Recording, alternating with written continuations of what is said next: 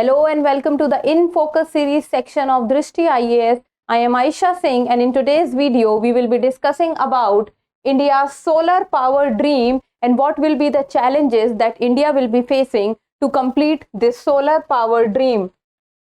Let's see the timeline of the video. First we will be looking at the news and then the key component of the news and of the solar power dream of India, then the current government policy of India, what is the government at present doing, then the size and technology of the photovoltaic cells, then the raw material problem that India is facing on a broader scale, challenges for India and the government initiatives. In the end, we will be looking at a prelims MCQ and a mains practice question.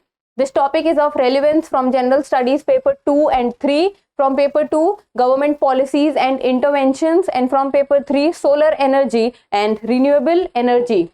From prelims perspective, it is important for you to know about the current government policy, and from mains perspective, the current government policy, challenges for India, and what are the government initiatives that the Indian government has taken till now. So let's get started and see the news. This news has been taken from the Experts Explain section of Indian Express, and it says what it will take to fulfill India's solar power dream. So there are two components in it. First is the India's solar power dream, and second is that what is the problem and how India will be able to achieve this dream of solar power, the renewable energy dream of India. So let's first see the news and what are its important component. So it has been said, see, the photovoltaics and the emergence of photovoltaics has made India also a emerging power in the field of renewable energy and especially in the sector of solar energy. So till 2010, India has produced less than 10 megawatt of solar energy.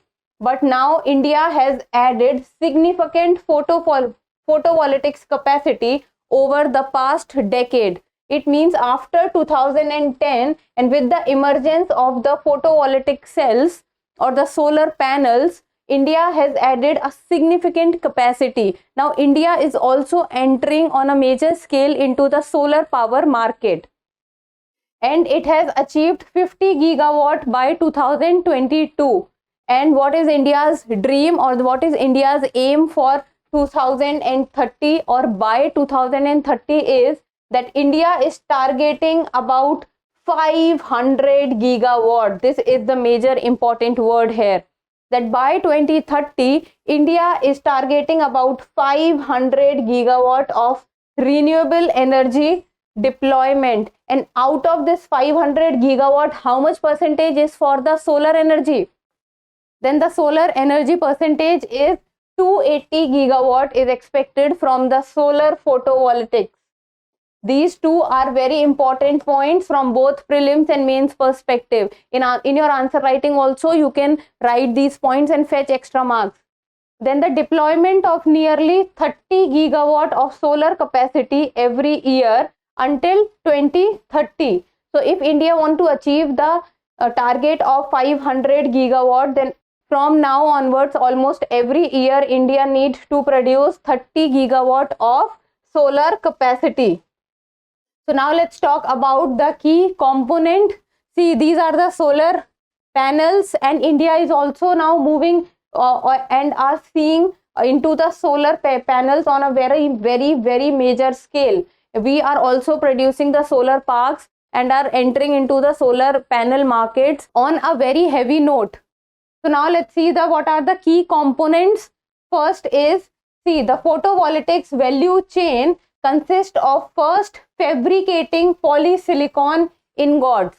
See, these are the solar panels, and what these solar panels are consist of. The most important part in the solar panel is a polysilicon ingots, and these polysilicon ingots are then transformed into thin silicon wafers.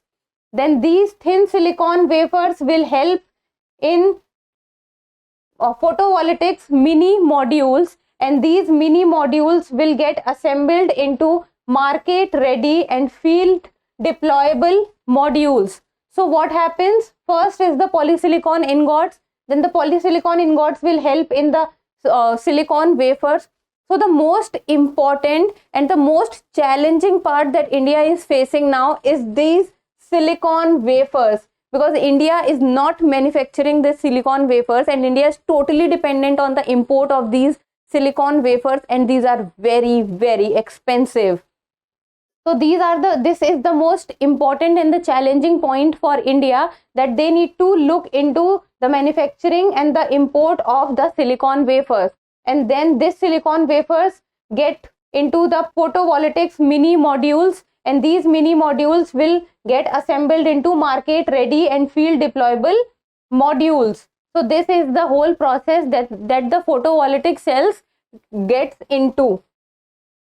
Then the solar module manufacturing capacity is limited to 15 gigawatt per year. So from India's perspective, this is very less, because the manufacturing capacity is only 15 gigawatt per year. But to achieve the target of 500 gigawatt, how much we need to produce every year? We have just seen. Let me show you again. 30 gigawatt we need to produce to achieve the target of 500 gigawatt by 2030. But how much are we able to manufacture? We are only able to manufacture 15 gigawatt. Then, and out of these 15 gigawatt, only 3-4 gigawatt of modules are technologically competitive. It means not even 15 gigawatt that we are able to manufacture are technologically competitive. Only 3-4 gigawatt is technologically competitive. So we are running in this aspect very, very behind from all others. Then there is a huge demand supply gap which is even widening with each passing day, because the target is increasing but our manufacturing capacity is not able to match it. Then India only produces around 3.5 gigawatt of cells currently, and India has no. You need to focus on the important words. The important word here is only. The important word in this line is no. Then India has no manufacturing capacity for solar wafers and polysilicon ingots. See, two very important points. One of the most important challenges that India is facing right now is it is only able to produce 3.5 gigawatt of cells currently, and then they are not producing the polysilicon ingots, and they are totally dependent on the import. Then import around 100% of silicon wafers and around 80% of cells.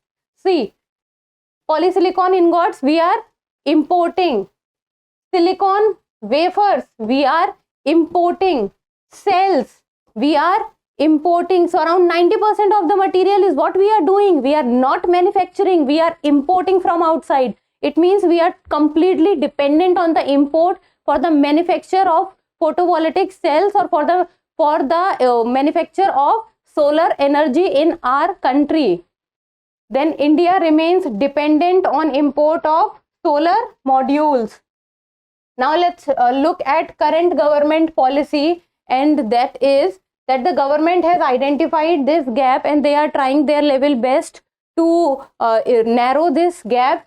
Then self-reliance is important and is considered to be very important in solar manufacturing, because completely depending on the import is becoming very expensive for us. Then, and we are dependent on the import for both cells and modules. So we need to become self-reliant both in the terms of cells and modules. Then what the government has done is they have kept 40% duty on the import of modules while 25% duty on the import of cells. Then the PLI scheme they have also introduced. And what is PLI scheme? It is the production linked scheme. So whoever will be doing the production, they will be given certain incentives. Then the PLI scheme to support manufacturing capex for the photovoltaic cells, and it is mandatory. Important word is mandatory. Then it is mandatory to procure modules only from an approved list of manufacturers. And who are the manufacturers that is involved in this approved list? They are the India based manufacturers. So the self-reliance aspect is very important. The Atmanirbhar or the made in India concept is also can be seen here, that the approved list of manufacturers, in this the Indian manufacturers are present. So, and it is mandatory to procure only from an approved list. So this shows us that the government is actually working very seriously in the sector of the solar power. Next is the size and technology. This is also becoming a huge problem for us. We'll just see. See, at present the Indian industry is using M2 wafer size, and its dimension is 156 into 156 mm square. While on the other hand, globally, the global industry is currently using the M10 and the M12 sizes wafers. So we are using M2. Global industry is using M10 or M12. And there is a huge difference between this. M2 wafer size is 156 into 156 mm square, while the dimensions of M10 and M12 wafer size is 182 into 182 mm square, while of M12 is 210 into 210 mm square. And this increased size of wafer helps us in terms of silicon cost per wafer, because if the wafer size will increase, then the silicon will be able to get maximum area, and the electrons which gets generated from the silicon wafer will also be more. So the electricity generation will also be more. See, this is the M10 wafer size. Okay, now let's talk about the cell technology. India is using at present ALBSF technology, and its efficiency is 18 to 19% at the cell level and 16 to 17% at the module level. While in comparison to this, the worldwide or the globally, what the players are using is, they are using the PERC technique, which has an efficiency of 22 to 23%, then HJT 24% efficiency, and many more newer technology they are using, which is giving them the efficiency of more than 21%. Okay, see here. See, when it is the cell is alone, then it is called a PV cell or a photovoltaic cell. When many cells are combined together, it is called a module. And when modules are kept together, it is called a panel. So this is 1, this is 2, and this is 3. And when many panels are kept together, then this becomes array. So this is how it works. We have seen these pictures many a times on social media or on the government websites. Now let's talk about the raw material problem that India is facing. Then the silicon wafer. This is the most expensive raw material. And this is not manufactured in India, as I've just told you before also, that we are completely dependent on the import. Then comes that India will have to work on technology tie-ups to make the right grade of silicon. And who is the biggest producer of silicon wafer manufacturing? Then it is China. And at present it is not possible for us to compete with China. We can only think of importing, because around 90% of the market of silicon wafer is occupied by China. Then the metallic paste of silver and aluminium, which is used to form the electrical contacts, are almost again 100% imported. So by these facts, see, these are important facts, because by these facts only you will be able to prove that we are completely dependent on the import of PV cells or all the elements of the photovoltaic cells. By writing these facts, the answer becomes credible and authentic. Then India has now become, not instead of becoming a manufacturing hub, India has become a assembly hub for PV cells. Now let's talk about the challenges that India is facing. So India's solar story is largely built over imported products, as we have seen earlier. Then the dumping of products is leading to profit erosion of local manufacturers.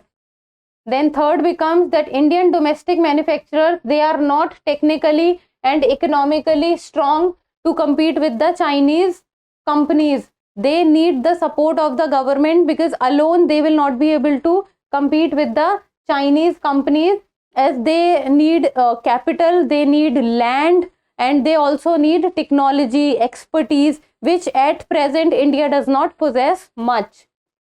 Then land availability in India is very difficult. As we all know, we have also that the availability of land in India becomes extremely difficult, and it takes months of process to get the sanction of the land. And then India's solar waste is estimated to be around 1.8 million by 2050, which also needs to be tackled, because otherwise it will also become a problem, because at present we are already suffering from a problem of plastics, and if we will not take this into consideration, then this will also become a problem for India in the coming times. So now let's look for need for solar energy, that why do we need solar energy, why are we running after producing more and more solar energy.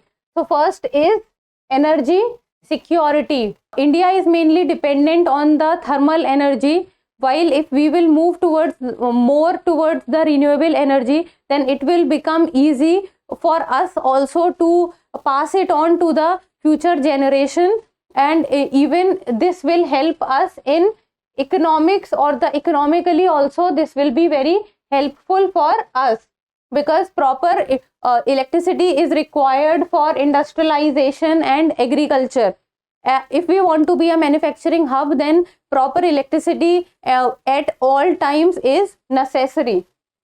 Then social development also is an important point, because the problem of power cuts and unavailability of electricity, especially in rural areas, leads to improper human development. Even you can talk about the schools do not get proper electricity, or 24/7 electricity is not present, then this leads to the improper development of areas. Then the environment concern. Then India's large part of energy demand is fulfilled by thermal energy, and which is largely dependent on what? It is dependent on fossil fuels. So even we need to protect our environment and ecosystem. Already the population of India is extremely high. So we need to protect our environment and move towards the renewable sources like wind, water, sun. In this aspect also we are working, or the Indian government is working really hard to move towards the solar energy. Now let's talk about the government initiative. What has the government done to move towards the solar energy aspect? Then the Ministry of New and Renewable Energy is the nodal agency to tackle India's renewable energy issues. Then there is National Solar Mission to promote ecologically sustainable growth while addressing India's energy security challenges. Then comes the National Institute of Solar Energy, and is created as an autonomous institution, again under the Ministry of New and Renewable Energy. Then there is establishment of solar parks. Then there is Surya Mitra program to prepare qualified workforce in the solar power aspect.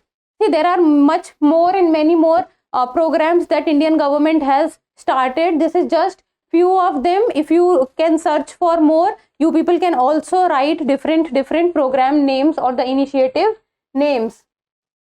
Now let's come to the prelims MCQ, and it says that consider the following statements, and the first one is that by 2030 India is targeting about 500 gigawatt of renewable energy deployment. We have seen this point, so you should be able to answer this. Second point is, out of 500 gigawatt, around 80% is from solar photovoltaics. We have also done this point also. So tell me the answer of this question in the comment section. We have discussed both the point, and the codes given are 1 only, 2 only, both 1 and 2, neither 1 nor 2. So the last slide for today is the mains practice question, and it says, what are the milestones and challenges for India in achieving its solar power dream? Elaborate. So the command given here is elaborate, and what you people need to write in this: first, what are the milestones, and then what are the challenges for India. So that's all for today. Thank you so much for watching. Till we meet next time, keep reading and keep writing.